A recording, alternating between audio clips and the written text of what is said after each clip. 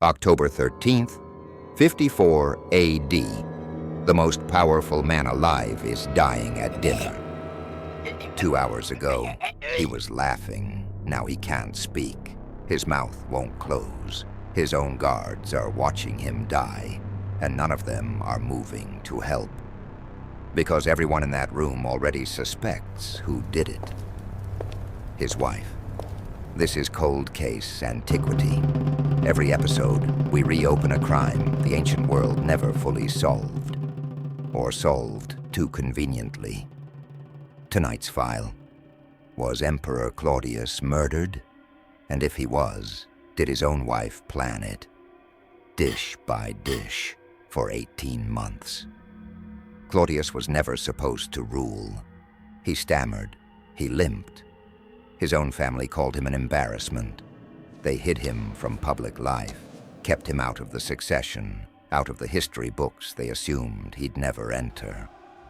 Then an assassination killed the last emperor, and the Praetorian Guard pulled a middle-aged scholar out from behind a curtain and made him Caesar. He surprised everyone. 13 years on the throne, conquered Britain, rebuilt Rome's water supply, survived plots that killed better men. But by 54 AD, he had one enormous problem at his own dinner table, his fourth wife, his own niece, Agrippina the Younger. Roman historians would later call her more dangerous than any enemy he faced in battle. Agrippina had one goal, her son, Nero, on the throne. Not Claudius's biological son, Britannicus, hers. And Claudius was starting to reconsider who should succeed him. That reconsideration may have been a death sentence, but she wasn't working alone. And her backup plan was worse. Here's what the sources tell us, and we need to be honest about who's telling us. Tacitus, Suetonius, Cassius Dio, all writing decades after the fact, all writing under emperors who benefited from Agrippina looking like a monster. But here's their story. A dish of mushrooms, Claudius's favorite food, prepared and served personally, laced with poison from a woman named Locusta, a convicted poisoner Agrippina kept on retainer. It should have worked immediately. It didn't. Claudius survived the first dose, vomited, or just had a slow reaction. So Agrippina, in this version, didn't wait to see if he'd recover. She sent for his physician, a man named Xenophon, and Xenophon, under the pretense of helping Claudius vomit, allegedly used a feather, dipped in poison, down the emperor's throat. It means she hired a doctor to finish him. With a feather. If true, this wasn't panic. It was a backup plan. Which means if true, this wasn't just poisoning. It was premeditated, insured, and executed by someone with medical access to the emperor's body.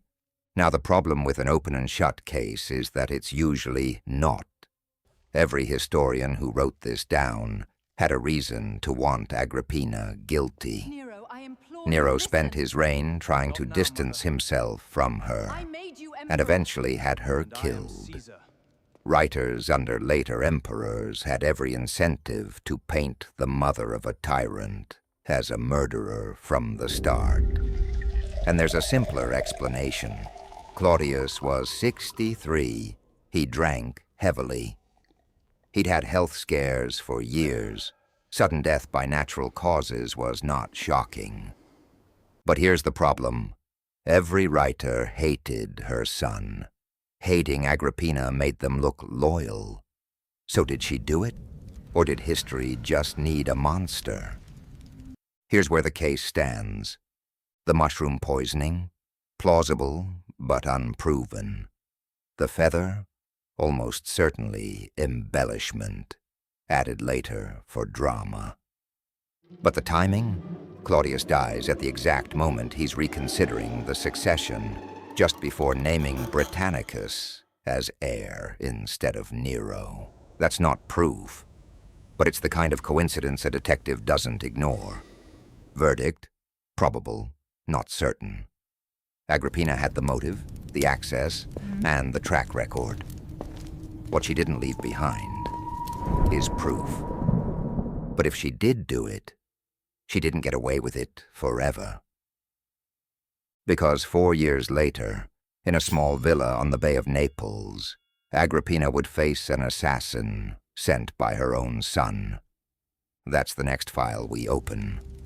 Cold Case Antiquity, Case File 002, coming soon.